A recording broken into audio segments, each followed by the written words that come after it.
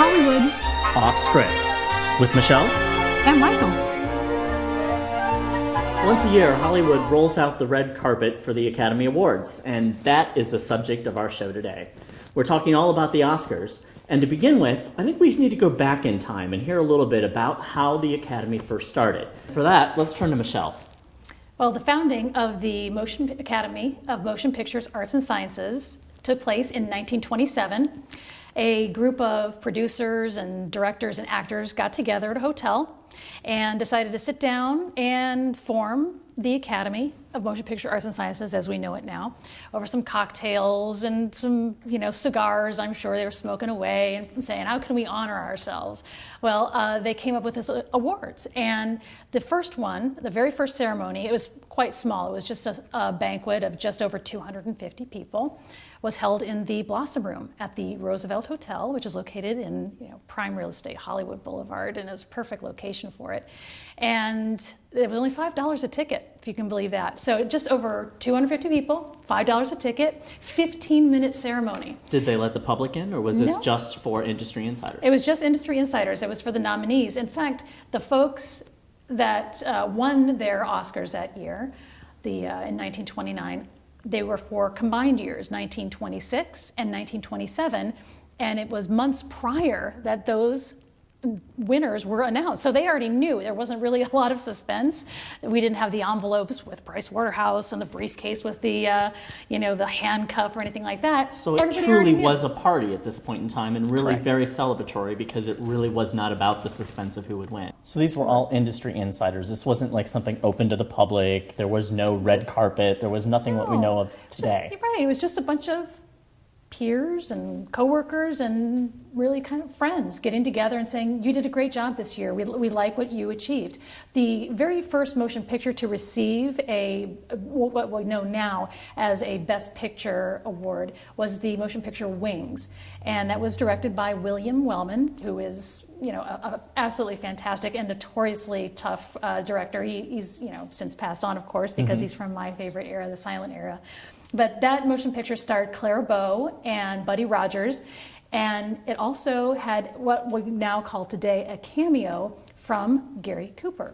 That was his very first. Were they actually handing out the statuette in that very first ceremony? They were, yes. Yes, there was a statue that was being handed out at that time, but it's not the one that we know today, the larger version, which is the 13.5-inch 8-pounder, or 8.5-pounder statuette that we know now. But they did indeed, yes. They had them all lined up, and the winners already knew they were winners prior to that. It's changed quite a bit from that original 250, 260 people in that small banquet room to now multiple hour long presentation, and many more awards have been added in different categories. I have to admit though, I'm not a big follower of the Oscars.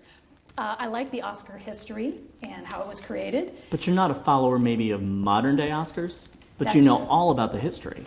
I do, and I like what it was about. And, I've thought a lot about it, and I think I'm going to start rewatching.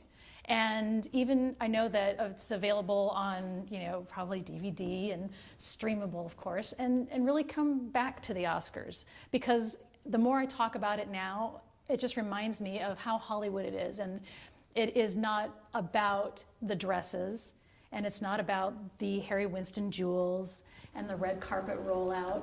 That it really is about the achievements in motion pictures, and it has that history. And the Hollywood history is so important, and what symbolizes that more than that sweet 13.5-inch tall, 8.5-pound statue that we love, Oscar. Exactly. And even though Oscars today are televised, and obviously they weren't for the very first Oscars, even though they're televised today, they're just as interesting as they were back then, and they're really about the spirit of the entire film industry and honoring those people who are truly ahead of their class. Absolutely. I think it also motivates other people in the industry, producers, directors, and art designers, costumes, to say, I want that Oscar. It motivates them to achieve, and that's what it is.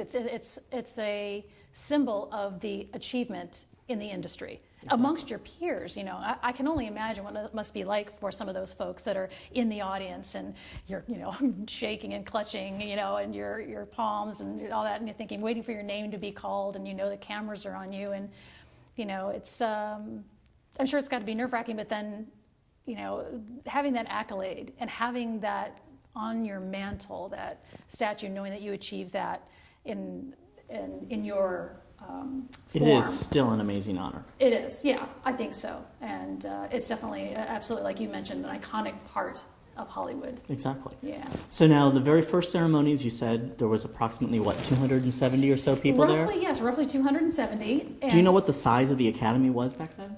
It was just shy of that. You know, it was about just over 250, and there are approximately 270 people at the actual banquet. So, you know, wives So or, about the you same. know, friends were invited. Yeah, or everyone decided to pay their $5 to attend. And it was small at that time. And then it just continued to grow and to grow. Which is pretty much evidenced by how they were presented. Obviously, over time, things like television became involved, and because the audience got bigger, the industry got bigger, it eventually moved from theater to theater to theater within Hollywood and various other areas throughout LA. And that is also pretty much what happened to the Academy, because the Academy today is actually made up of close to 7,000 members. Isn't that amazing? Pretty interesting how much it's grown during that time. But it sounds like, at least from what I've heard, over the years, it grew and grew and grew, including the ceremonies themselves, and basically outgrew that original ballroom and moved into other areas of LA and other venues. That's correct. Yes, it did, and it you know, moved up and down Hollywood Boulevard. There was one at Grauman's Chinese Theater for several years. It's been at what was a shrine. Handprint. Yes, with the famous handprint in the forecourt, and a beautiful movie palace, to say the least, which is still in existence on Hollywood Boulevard. So you should go and see it if you can. But and it also ended up down at the corner of famous Hollywood and Vine area, the Pantages, which is another beautiful Hollywood palace that still exists. And this was all before television.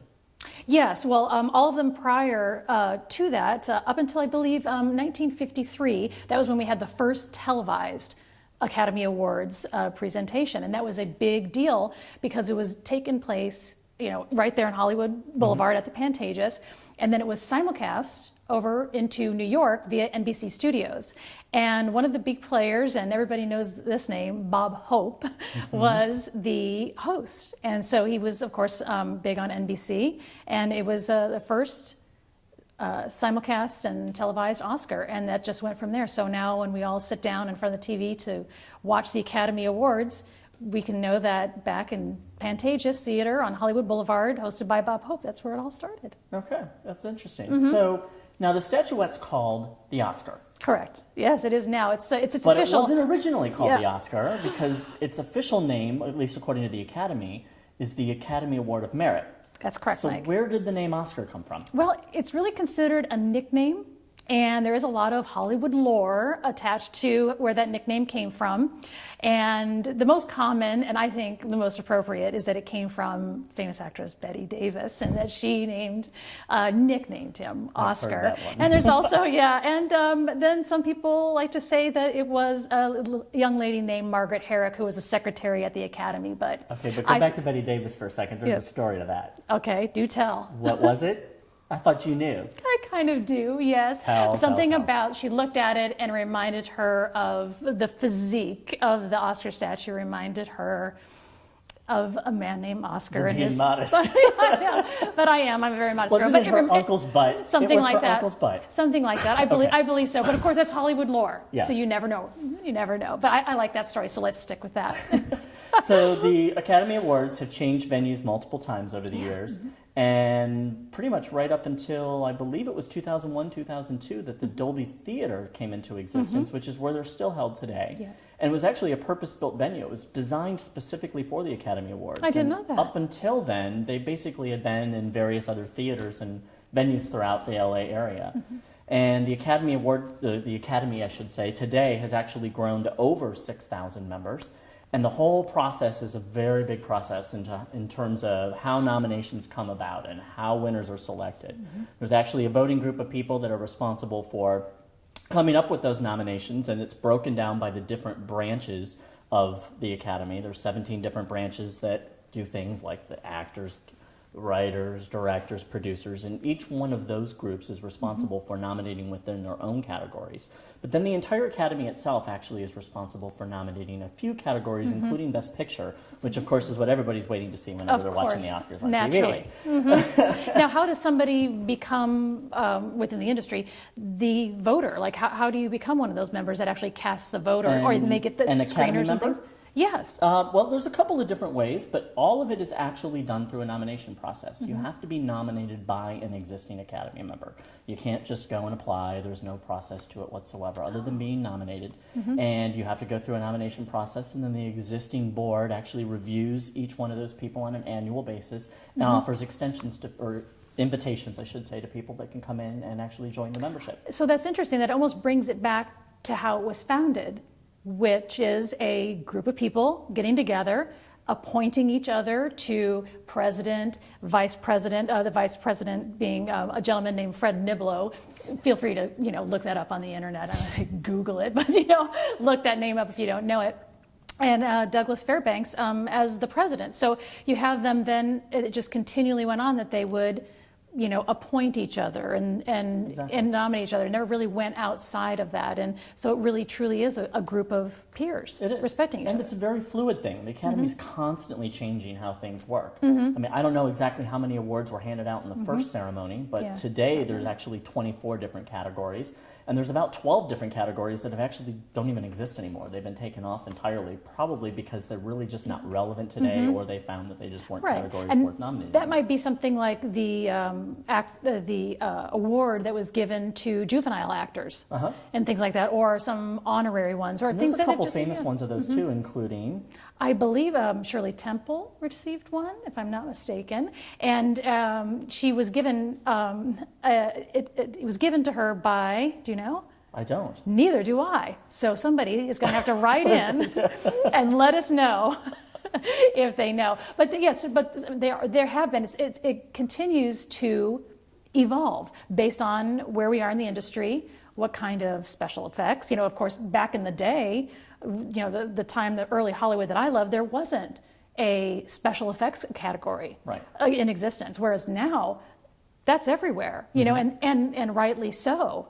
there was costume design and cinematography and things like that. But as the industry has evolved and new techniques or positions or things, and also unsung heroes, I think is very important, because anybody behind the scenes, is integral in a part. You could be the director and the producer, and you could have, everybody acknowledges them, but there are folks like set dressers. And see, that's one of the brilliance, though, of the Academy Awards, too, is it really allows the worldwide public to see that film is truly a collaborative process.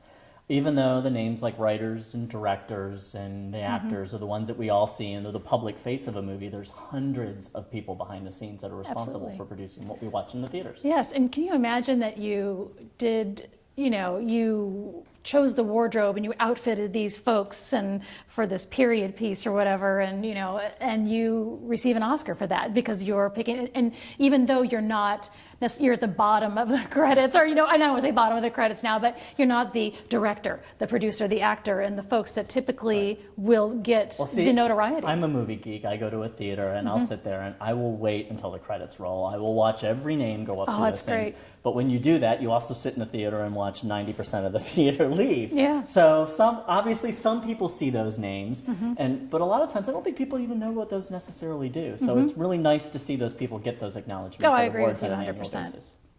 Mike, I've thought a lot about the Oscars since we've been talking, and the Academy Awards celebration, and realizing that I shied away from it for a long time because I thought it was becoming so commercial, and it was about, what are you wearing? Who made your dress, and the earrings and all that. But hasn't it always been really? I mean, weren't they wearing big ball gowns? Weren't the women dressed to the nines whenever they were going to the original Academy Awards? And that is true. Can't you find old black and white photos that basically show that? Old black and white photos. On my walls and all of my books. Yes, true. Yes, they were. But there are some great pictures. The press, they were there. They were shooting pictures at the Academy Awards in the 1930s, and these actresses were famous, and all the great magazines were out. But it certainly wasn't to the magnitude that we see today, where they just line up hours before. They've got press passes, and even some of the pre-show and pre-press before the celebration itself. True, but that's all changed with media, because the advent of television, the advent of the internet has meant that the media and the amount of coverage that these types of things get has grown and grown and grown. So hence the idea of having the Dolby Theater. I mean, that theater itself has a very large red carpet area, which was probably never considered in the past for any of the theaters that they had before. That's very true. But I know what you mean about the commercialization. I mean, one of the biggest elements is the whole gift bag thing as a presenter that you get. Can you imagine? I mean, I read something, I think it's in 2014 or something like that a gift bag was worth like $80,000. Well, that's a little bit of commercialization. I want to know what's in that gift bag. Excuse me. Wow, that is tremendous. What did they get? Do you know anything that's in those gift bags? I don't know what's in those things. It seems like it's like a secret or something. Actually, I think I had seen something a long time ago where supposedly you can go to like something and it's almost like a little trade show, and they have everybody set up, and you kind of choose the things that you want for your gift bag. That's amazing. It is one of the little perks, I guess, you get for being a presenter, and it is one of the commercialization. But the commercialization aspect of it is the fact that here you have a bunch of companies out there that are really trying to get the celebrities to endorse their products. Yes. Which is probably something that wasn't maybe as big of a deal back in the past. You'd be surprised. There are a lot of, we were talking earlier about some of the magazines and, like Photo Play or Movie Land magazine, where you'd see, say, Max Factor, who was before our Max Factor that we see in our local pharmacy or drugstore, making pancake makeup for actors and actresses. And you'd see an ad in a trade magazine of, we'll say, Norma Shearer, famous Hollywood actress. No, just kidding. Anyway, using the makeup and promoting it. So that promotion, and those things were going on for a while. It's just been in different forms and different mediums, I guess. So, I'm really coming around. I think that you're really opening my eyes to the fact that the Oscars and the Academy Award celebration isn't necessarily about gift bags, makeup, earrings, and things. And that as much as it is now, it was also back then. And I think, too, come to think of it, if those television cameras and all of those accoutrements and those beautiful gift bags that you speak of were in existence back then, they would have been doing it. Of course. I have no doubt that Betty Davis or Joan Crawford would have wanted those $80,000. Is that what you said? $80,000? $80,000 gift Crazy, bag. isn't And it? can you imagine back in that time what $80,000 calculates to? Holy cow. The diamonds, oh my God, the jewels, the lipstick. Anyway, enough of that. I think I won an Oscar now. You've enticed me. As we're talking, I'm just gaining more of an appreciation for what it's about and its history. And we're talking about the venues, and I'm realizing, everything from the Pantages Theater to Grauman's to the Roosevelt and now the Dolby, they're all located on Hollywood Boulevard. And that's really the epicenter of Hollywood history. That's where it started. I'm getting chills talking about it. You believe it or not. But, it's a great part of Hollywood history, and we all love the Oscars and the Academy Awards. Exactly.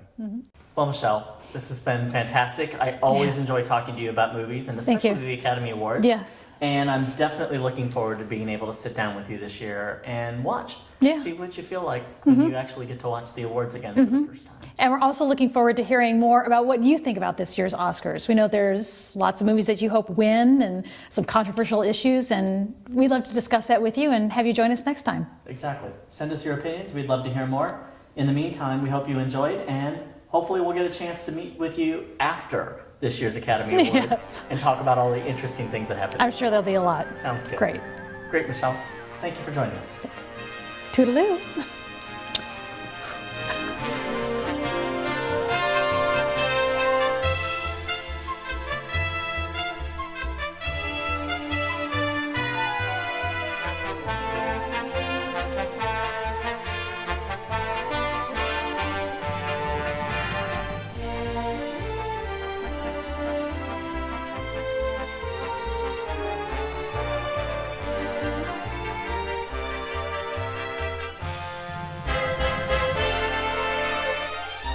Bye.